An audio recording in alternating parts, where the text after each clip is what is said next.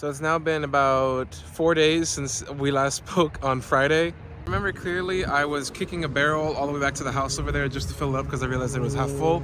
I'm kicking the barrel right now because it's actually empty and I didn't know that. It turns out it emptied out in about a week and a half. So I'm over here in the back of the property just filling up the tank, and I realized why I ran out so early. It wasn't because it was full, it was because it was halfway full.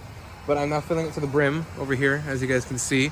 And now I have to kick it back all the way back to the field. So I'll see you guys in a minute then. Okay, so I don't know how much a 55-gallon tank of water weighs. I want to put it right up here. But I had to squat that, and I'm feeling pretty pumped, not gonna lie. So I'm just gonna put back in the tubing and just test it out to see how the irrigation works, then I'll come back. And over Saturday and Sunday and a little bit of Monday of this weekend, it rained very badly, and my bed luckily has survived. The reason it actually survived is because of my living pathway over here. It's not living at the moment, obviously, but the tilled soil along with the good mulch, in this case the shredded paper, held back all the water from flooding into the actual sunflower field. And you can actually see over here, it's a bit mucky, but by the actual field itself, it is pretty, well, I would say relatively dry, especially where the mulch is. Also, because it's been so cold recently, I believe last night it hit like 50s or 47. These seedlings don't even look damaged at all, and they're sunflower seedlings. It's not like brassicas over there where they thrive in the cold. They are very much surviving. Because I was locked in on Saturday and Sunday, I decided to build my irrigation at home, and I'm going to install it right now.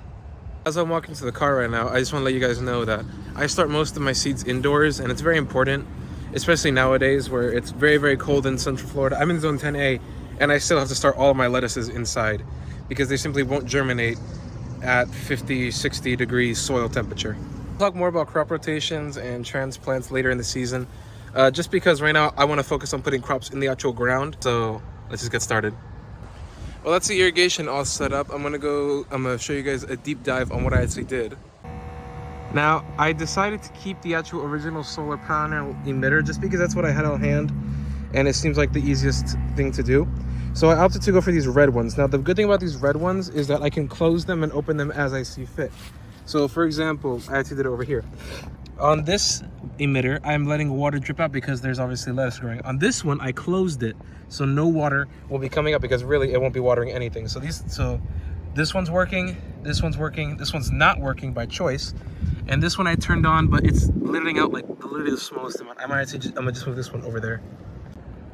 And there you go. I just opened it up. It's gonna start dripping water right by the lettuce, and I closed this one. Ironically enough, though, the one parallel to it is actually watering, so that's something to figure out. But this is all just a beginner setup. I will obviously be improving this as I go on. I'm obviously gonna get a bigger rain barrel, much better pump, to be honest, because that one is really rated just for little house plants. That's at least what I saw on Amazon anyway. So I will be finding a much better emitter later on, but this setup should work for now. So for the record, I'm letting it turn on every 24 hours for 20 minutes. That's simply because right now it's 1 p.m. If I were to let it turn on at night, or every 12 hours rather, yes, they'll get water at night, but that'll lead to all sorts of fungal diseases that I don't really want to deal with right now. Rather, if I let it water right now, it's kind of like a buffer from the actual heat above, and it'll protect the plants. So now that is done, I'm going to be starting out a new row over here with zinnias, and I will not be adding those on irrigation just because those plants are simply there to either give me flowers that I'll enjoy or to improve the soil, and I'm okay with either or. So I'm going to get started on tilling, and I'll come back to you guys when I'm done. Also, because I'm a genius, I've decided to put the battery pack for the tiller in a backpack that I have, and I'm going to just carry it around sort of just as a battery pack on my back, actually. Now I think about it. I'm sure that if you guys seen my last videos, you can see that I actually put it on the ground and then I just sort of walk with it and move the cable all the way. I don't want to do it anymore just because this is a very huge bed, 6 feet by 20 feet that I have to till, and I don't have to go back and forth. I don't want to do that, so I'm just going to carry it on my backpack and just run through.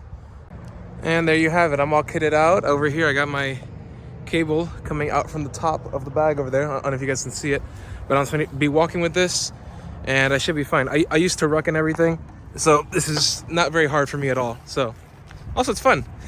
Nice little workout for the day. And there you have it. That's the entire bed tilled out over here. This is a 6 foot by 20 foot area, roughly around 120 square feet, I believe. I don't know if I'm doing my math right. It sounds like about right. And over here, I will be planting my lettuces that are in the car. all along this furrow again, and some more sunflowers that I'll do off camera just because I forgot the seeds, unfortunately.